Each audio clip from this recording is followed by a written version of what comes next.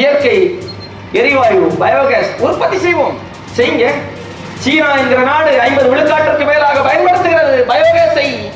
தன்னுடைய நாட்டிலேயே உற்பத்தி செய்கிறான். சுயசார்பாக வாழ்ந்து கொண்டிருக்கிறான் அவன். சீனாவால் செய்ய முடியும் என்றால் இந்தியாவால் செய்ய முடியாதா? முடியும். செய்ய மாட்டார்கள். ஏன்? ஏனென்றால் அந்த மண்ணை, அந்த மண்ணின் மீது அக்கறை கொண்டவன் ஆளுகிறான். இந்த மண்ணை புரோக்கர் ஆளுகிறான். அதான் பிரச்சனை.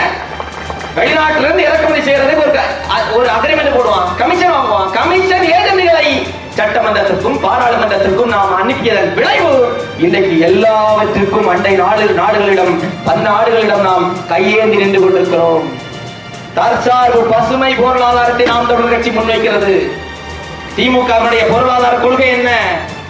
காங்கிரசுடைய பொருளாதார கொள்கை என்ன? பாஜக பொருளாதார கொள்கை என்ன? பதில் சொல்லணும். அதிமுக பொருளாதார கொள்கை என்ன?